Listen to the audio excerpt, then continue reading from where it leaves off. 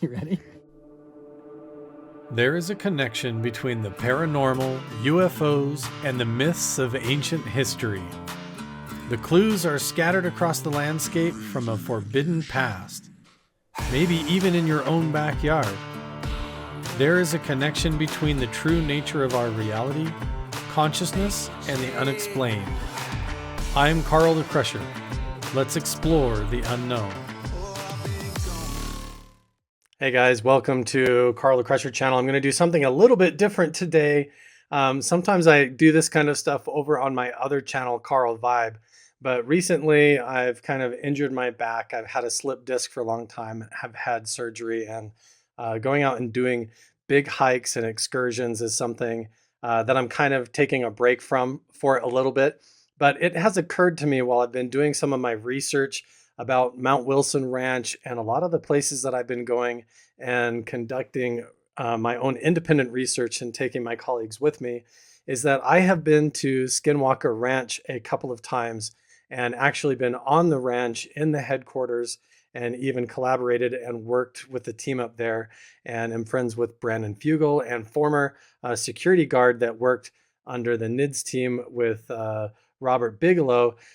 Chris Bartell is a good friend of mine as well. And so it's occurred to me that a lot of people who have made videos like this about Skinwalker Ranch and about the Uinta Basin, about this whole legend of the Skinwalker and where that even comes from, a lot of people that are talking about it have really not actually even been to Skinwalker Ranch, and they haven't explored the mystery as much as I have. So what I wanted to do was go over what I consider the top 10 secrets of the curse of the Skinwalker that you may not actually know. We're probably going to actually go over 10. And as we get into it, we're probably going to have to make this a multi-part series where we revisit this. So first of all, I want to get into the very deep history of Skinwalker Ranch. A lot of people just pick up right when there was a flurry of UFO sightings up in the Uinta Basin and cattle mutilations, but nobody really asked the question of where the name Skinwalker actually comes from.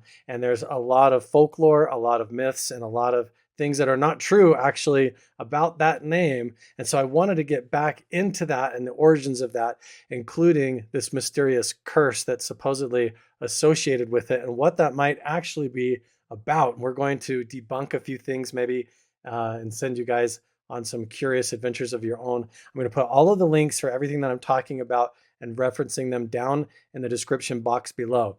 Now, as much as I've said that I have actually personally been to Skinwalker Ranch myself, I have worked with some of the team up there. I have gone on expeditions with them where we've gone into caves looking for lost treasures of Montezuma, abandoned mines, and even testing with infrasound and electromagnetic devices, tri-field meters and things like that, to see if we can find any kind of paranormal, supernatural energy or clues, maybe indicated with the geology of what might be causing some of the paranormal, supernatural phenomena that seems to be occurring at Skinwalker Ranch. And while I've done all of that, I've been on the ranch and even seen the petroglyphs there, I've actually only been on the ranch itself for maybe like 4 or 5 hours.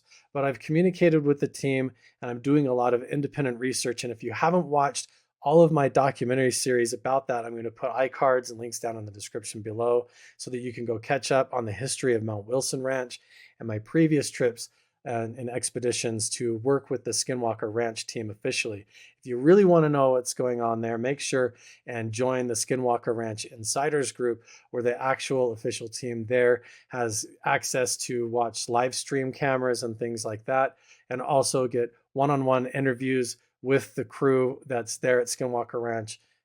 They do podcasts and shows, everything even independent of the show on the History Channel, which is great. But I'm also getting ready to set that up to be able to do that through the website at Mount Wilson Ranch, because we've been catching all kinds of strange paranormal activity up there. If you don't know, Mount Wilson Ranch was the predecessor to Skinwalker Ranch. We're not going to be talking about Mount Wilson Ranch a whole lot today. I'm going to probably include a segment about it just to bring everybody up to speed and how it fits together. But first of all, we're going to go deep into the history of how the curse of the Skinwalker and that whole folklore even came about, and maybe even ask the question, where did that name even come from? How did it get associated with the ridge, Skinwalker Ridge, the ranch, who first was nicknaming it that, and get into all of that. So buckle up, guys. Let's go for it. So to understand the curse of the Skinwalker and where that came from and some of the secrets about it that you may not know, you have to go deep into the actual history and understand that it wasn't actually white people that were the first people to settle up in the area. I know that Utah and Vernal and that whole area is mostly known for Brigham Young and the Mormon saints, the pilgrims moving in and establishing that area. But the history of the Native American indigenous people actually goes back thousands of years. In fact, right near Skinwalker Ranch is Dinosaur National Monument.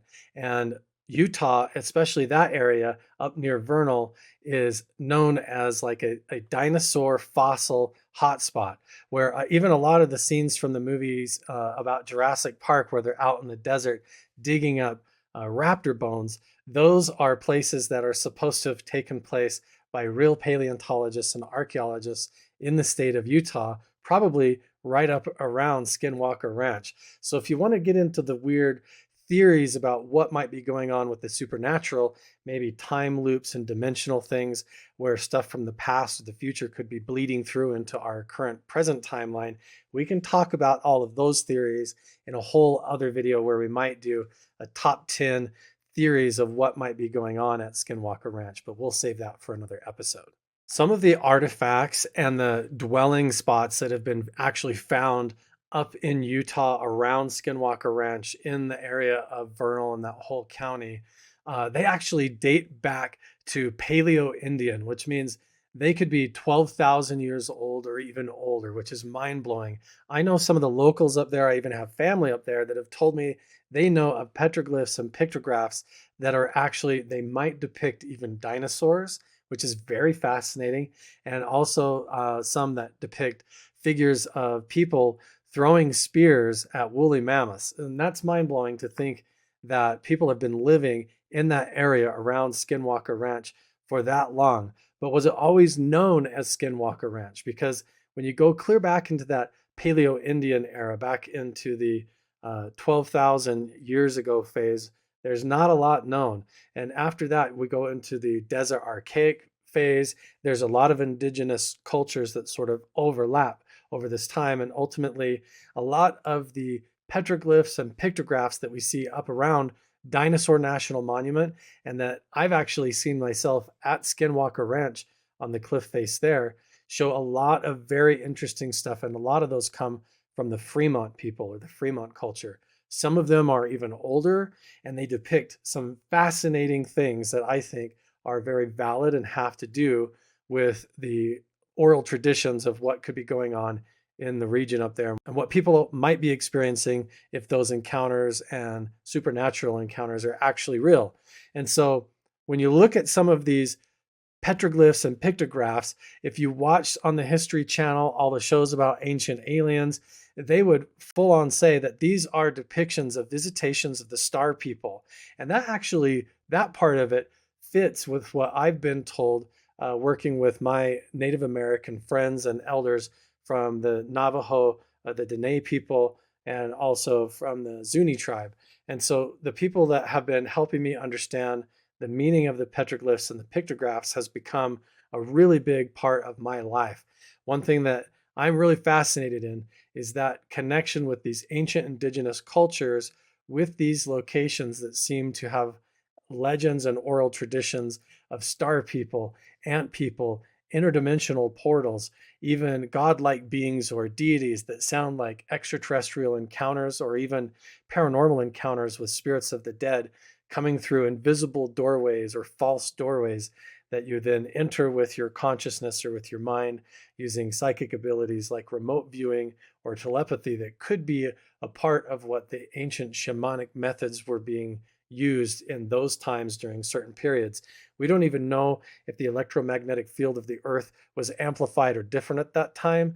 And so it may have been way more peaked. We already know that the oxygen content and level of the planet was much higher, which means there could have been a totally different electromagnetic field, especially if the astronomy was different. So we're looking into all of those astronomical alignments with the stars, the petroglyphs, this ancient indigenous mapping system, and through this re-indigenizing minds project, working with them as well to try and understand this phenomena.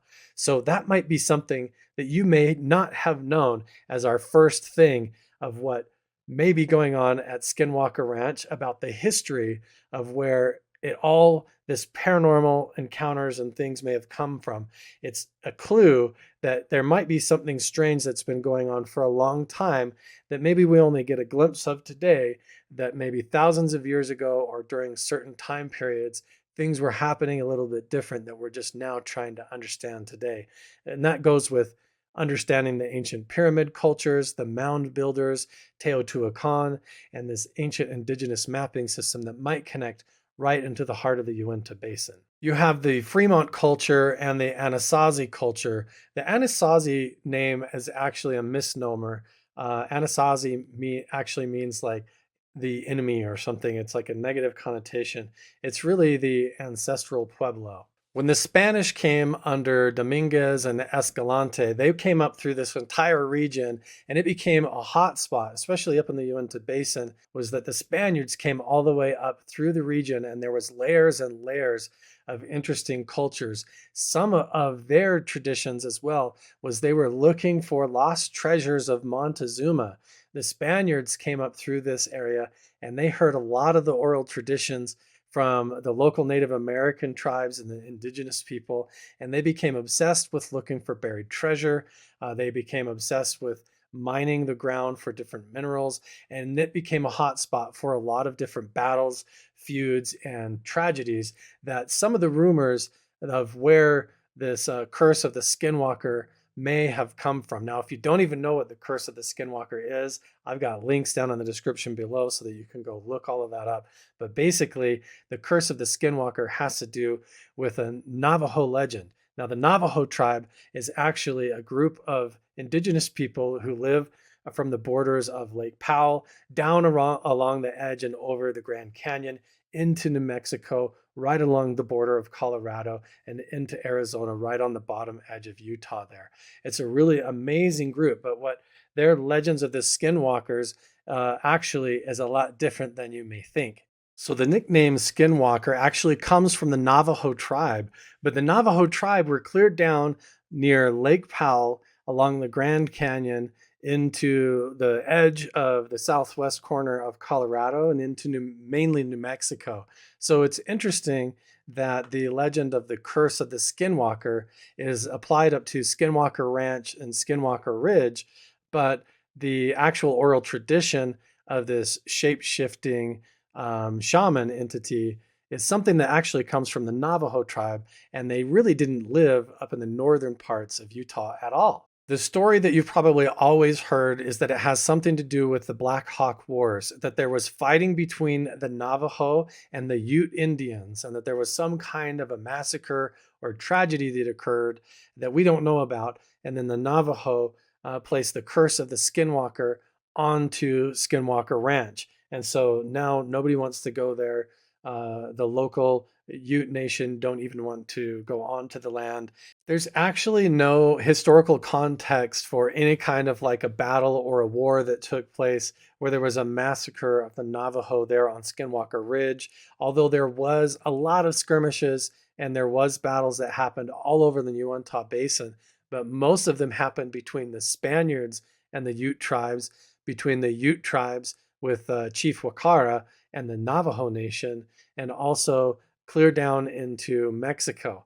But there's a lot of interesting things that were happening once Brigham Young and the Mormons moved the saints into the Salt Lake Valley, and Chief Wakara and Brigham Young had some big decisions to make. Even in the oral traditions of the Navajo, they claim that they came directly out of the earth from the four corners, from four specific mountains that rose up, and then the Navajo people originated by coming out of the inner earth, so to speak, or some spiritual dimension, and they inhabited that area where they still live as the Navajo people to this day, and the four mountains are still there. So while there was some fighting and some skirmishes between the Ute bands, the Pueblo and the Navajo, there isn't really any historical context or records of there anything specifically happening right there for there to be a curse placed on Skinwalker Ridge to give it that name. That doesn't mean that there wasn't some kind of a curse and that it didn't happen,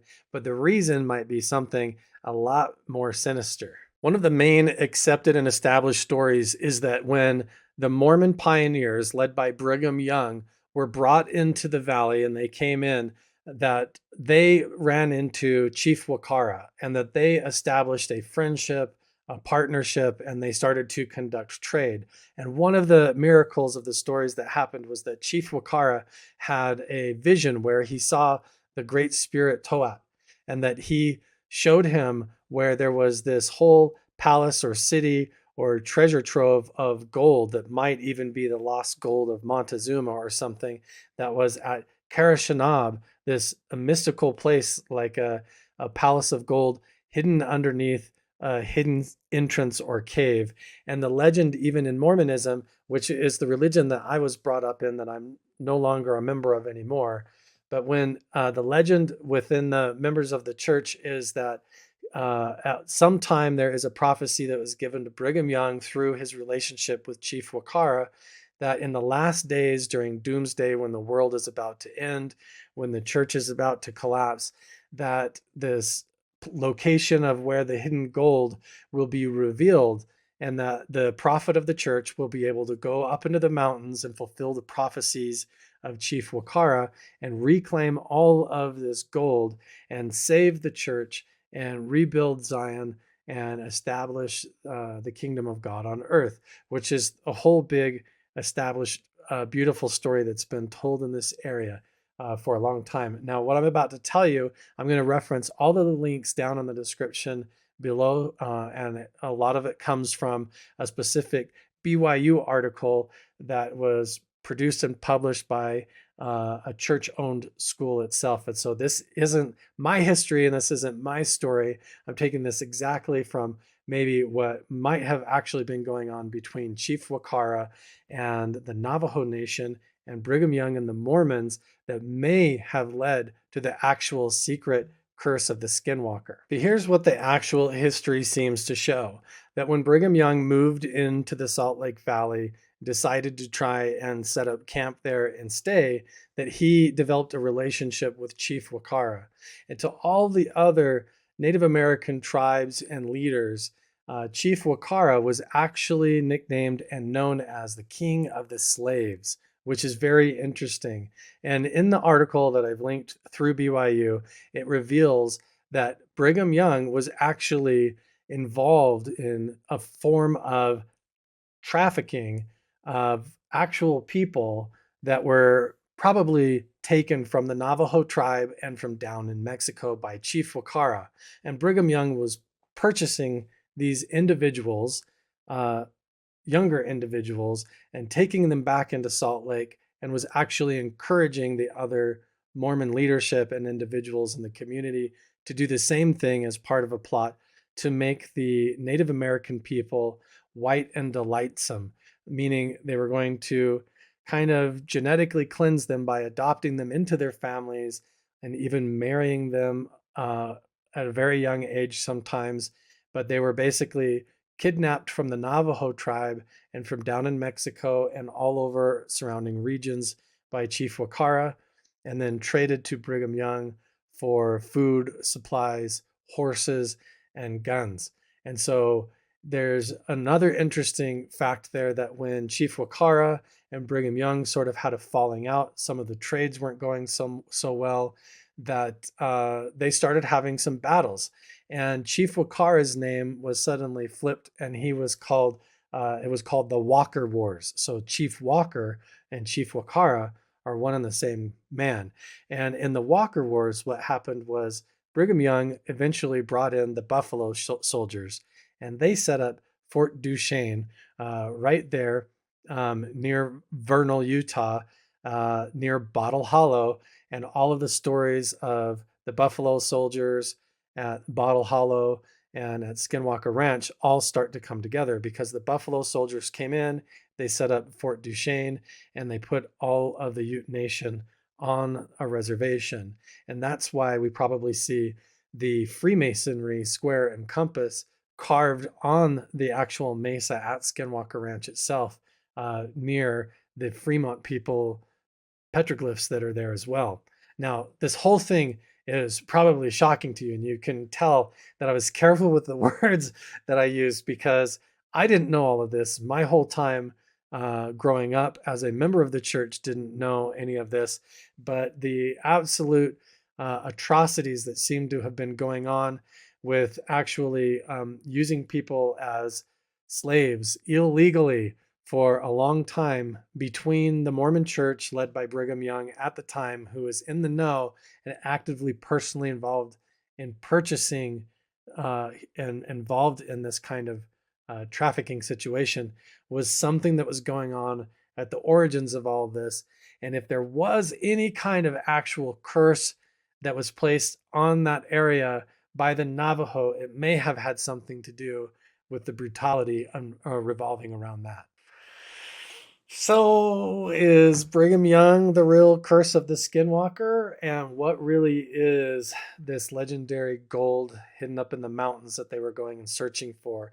Now, I'm not going to say that that is the answer, but that is definitely got to go on our list of things that you didn't know might have been involved with the curse of the Skinwalker that sound fake, but are actually real. If you don't believe me, go check out the links below. Other than being taken up there by Chief Wakara and sold for slavery, I don't know or can't find any other reason that the Navajo would place any kind of like a Skinwalker curse upon anybody else. Now, even the name Skinwalker is something that is totally misunderstood, and a lot of people don't even know the real meaning of it. In Navajo, they don't call it a skinwalker. It's more like a supernatural, spiritual shapeshifter. And the name actually means Haashch'eyálti'í, which is with it, he goes on all fours. And a lot of the times, these weren't even negative entities. They weren't curses at all. They were just the shaman of the tribe, and they were the ones that were connected spiritually with nature and the manifestations of nature and the life and the animals that lived around them. And it was really that simple. There's so much to unpack with all of this that honestly, I really didn't expect to uncover all of it. I was planning on coming up with like a really cool list of 10 details that you didn't know historically about the name Skinwalker. But when we stop and look at those historic details up close, it gets really interesting. When you look at the name of Chief Wakara and the pattern and the oral tradition of that whole story of Skinwalkers and what they were up to, the story is that there is a dog man or a wolf man that would shapeshift from a human into like a werewolf type of creature, and they would hide up in the canyons or travel around in the dark like a supernatural witch or like an entity, a curse of some kind. And the legend is that these skinwalkers would come up and like kidnap your kids up in the canyon and take them, and then your children would be disappeared. Now, that story has always been sort of put on the Navajo as though they're the ones doing the Skinwalker curse on the Utes for some unknown reason up in Skinwalker Ranch in the Uinta Basin. But when you look at the actual story, what you really have is Chief Wakara, the chief of the Ute band.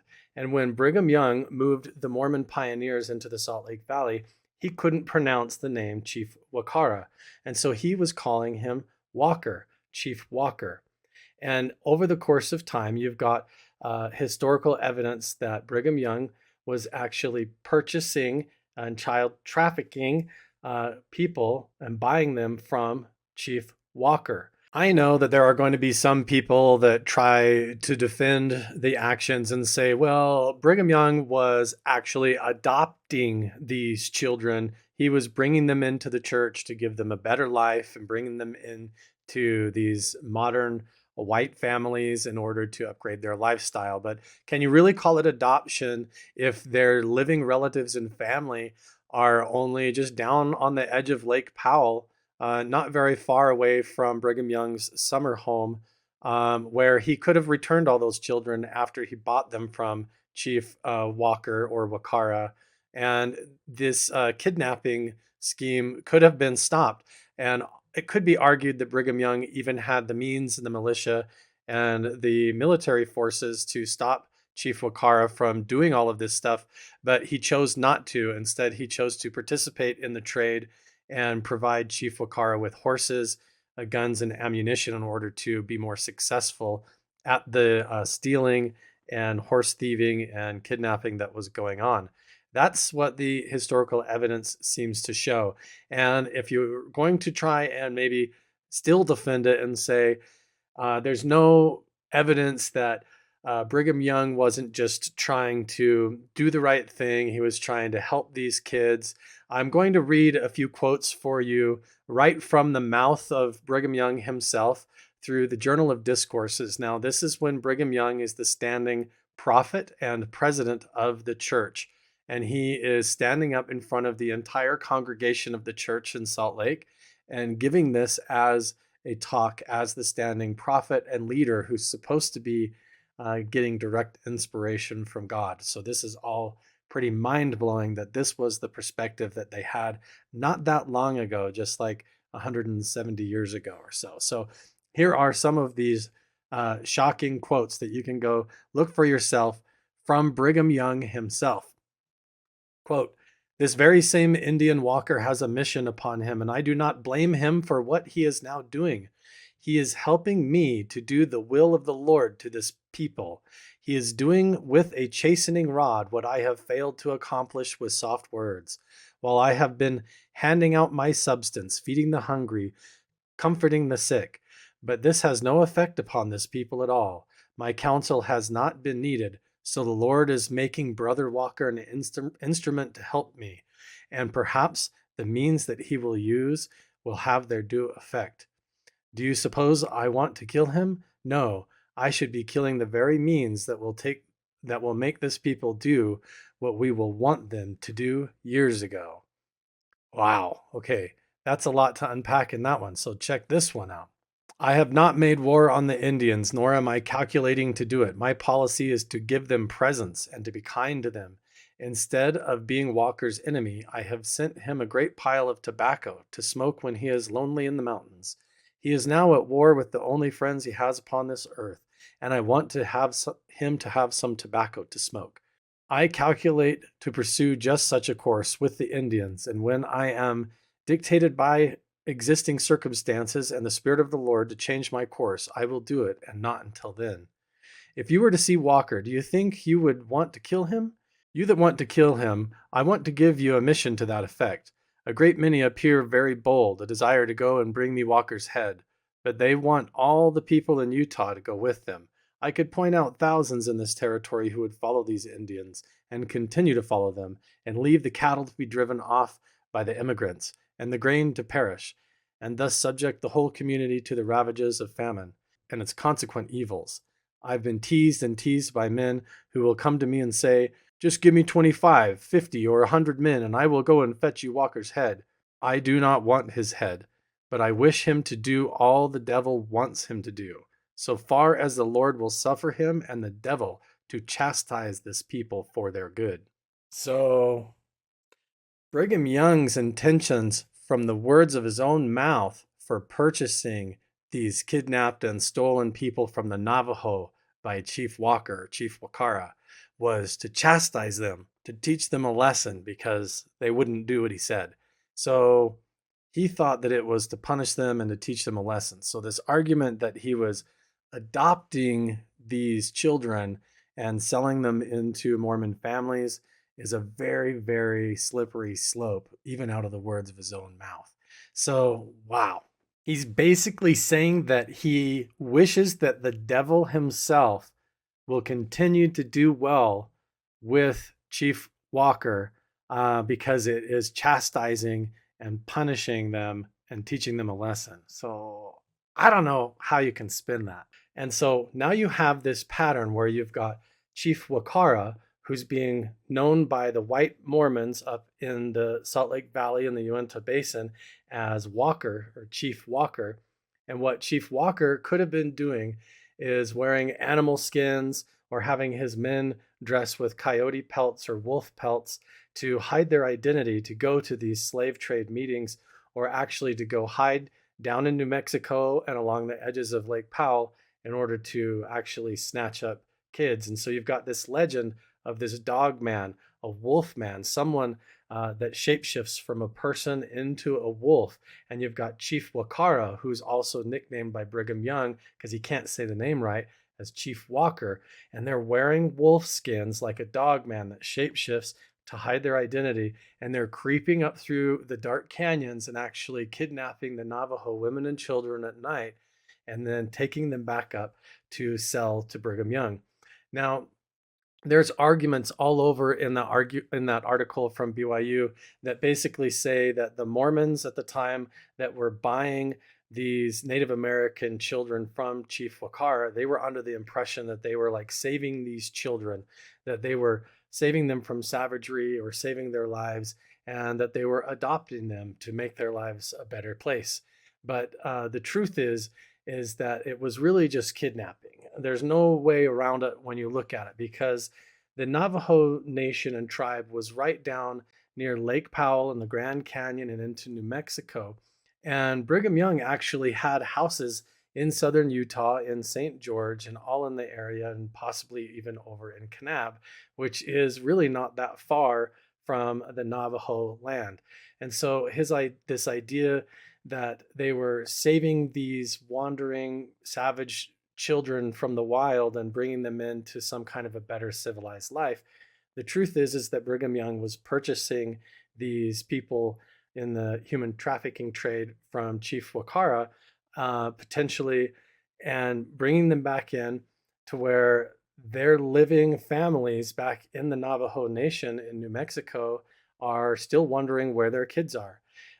Instead of them being adopted and being saved, Brigham Young had a full decade or the rest of his life to basically take these kids on the short wagon ride down to New Mexico and return them back to their families. But instead, he was purchasing them and apparently either reselling them just like they were a commodity, or he was trafficking them back into the Mormon community, all the way up through down into Parowan, down into southern Utah, and across the whole state. This was apparently going on.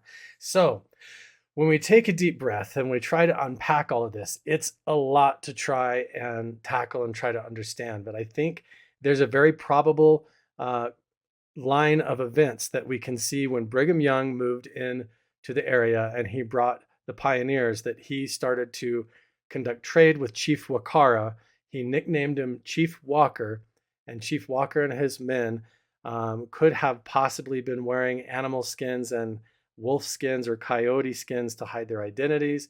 And so that when they were going to kidnap children from the Navajo to take them back up to sell to Brigham Young, definitely could have been the origin from Chief Wakara to Chief Wakar to the dog man, the Skinwalker, who will come up at night in the dark canyons and kidnap your kids, and they'll disappear, and they travel through the dark like an interdimensional shapeshifter. So, am I the first person to actually catch the real Skinwalker? The thing that blows my mind about all of this, I don't know. You guys can check yourself. Like I said, like the links are all going to be down in the description below. I'm just trying to present the evidence. This isn't anything against the Mormon church or any of that.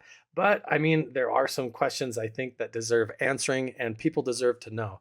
As I was raised as a Mormon in the church, I was not taught this version of Brigham Young at all, and I really wish that I knew the true version of what happened and how people were treated in those days.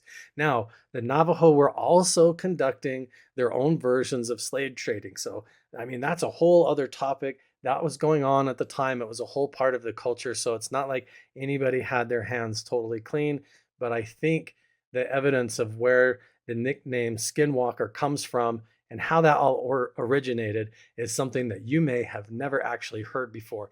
it goes even deeper when you consider that where all these petroglyph sites are all over the state of Utah, across Arizona, and into New Mexico.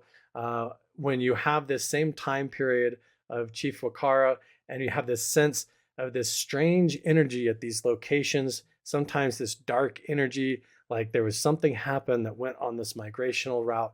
Maybe there is a conflict of energies if there was some of this kind of stuff going on, migrating back and forth across these trade routes. So it's just something that we need to consider, something we need to factor in that nobody's really talking about. And a lot of that blame gets put on the Navajo and onto other people, when really maybe the evidence actually shows that Brigham Young moving the pioneers into the Salt Lake Valley was depleting the area of resources that made Chief Wakara turn to the slave trade and become dependent upon it to keep his people alive. And that became a vicious cycle that developed into the legend of the Skinwalker curse. You guys, you heard it here first, that whole unpacked mystery. It blew my mind when I uncovered it, to the fact that I actually went to bed on it and had to wake up the next day to finish this video. But hopefully you learned something new. You can go check it out for yourself and decide for yourself what it means. And in the next part of the series, we're going to get into the first initial owners of the ridge, of Skinwalker Ridge, of that property up in the Uinta Basin, and the very first sightings of paranormal encounters, the first spaceman that basically appeared with a bright shimmering blue jumpsuit and a bunch of other really weird stuff that kicked off a whole spur of UFO sightings. Is it connected with legends of skinwalkers? Is there interdimensional portals there? Is there a UFO buried underground? Why was there so many UFO sightings in the sky? Who are all the people involved? Oh my gosh, there's so much to talk about. We're going to have to do another video. All right, guys, thanks for watching. We'll see you in the next one.